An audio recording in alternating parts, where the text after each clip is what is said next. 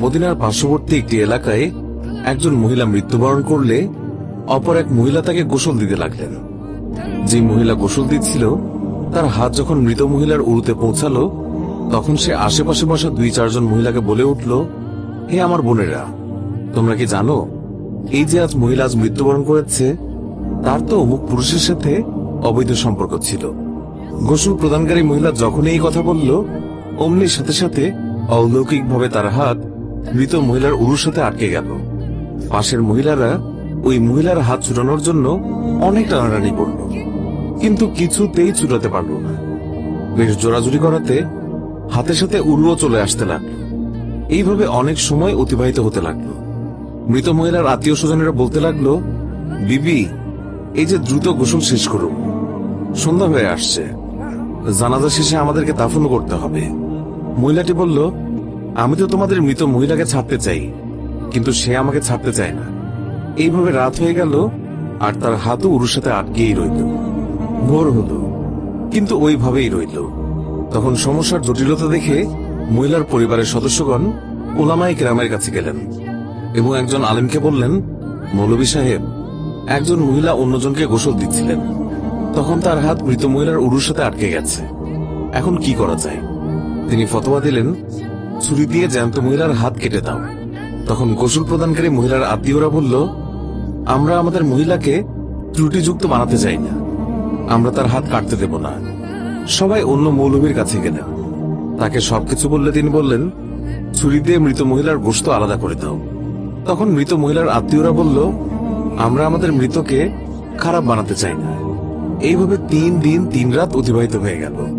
প্রচন্ড গরম ছিল, সূর্যের তাপ ভয়াবহ রূপ ধারণ করল, ফলে দুর্গন্ধ ছড়াতে লাগলো।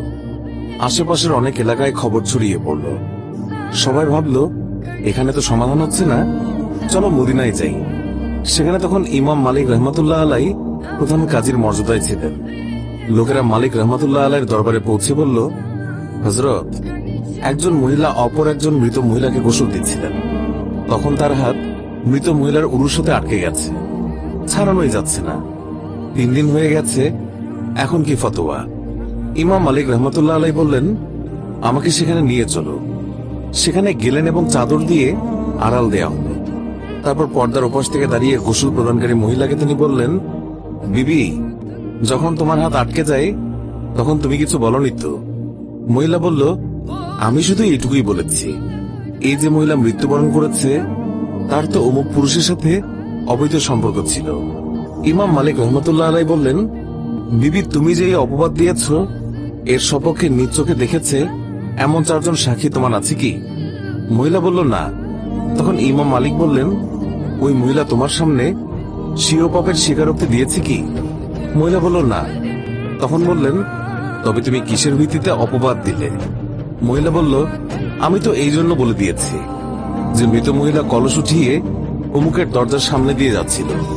এই কথা শুনেই ইমাম মালিক রহমতুল্লাহ আলাই সেখানে দাঁড়িয়ে পুরো কোরআন শরীফের প্রতি দৃষ্টি দিলেন এবং বললেন, কোরআন শরীফের মধ্যে এসেছে, যারা সতী সাথীর প্রতি অপবাদ আরোপ করে অতঃপর সপক্ষে 4 জন পুরুষ সাক্ষী উপস্থিত করে না, তাদেরকে 80টি বেত্রাঘাত করো।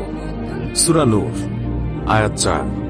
যেহেতু তুমি কোনো প্রমাণ ছাড়া একজন মৃত মহিলার উপর অপবাদ আরোপ করেছ, আমি প্রধান কাজী হিসেবে নির্দেশ দিচ্ছি, জল্লাদ, তাকে বেত্রাঘাত করতে শুরু করো।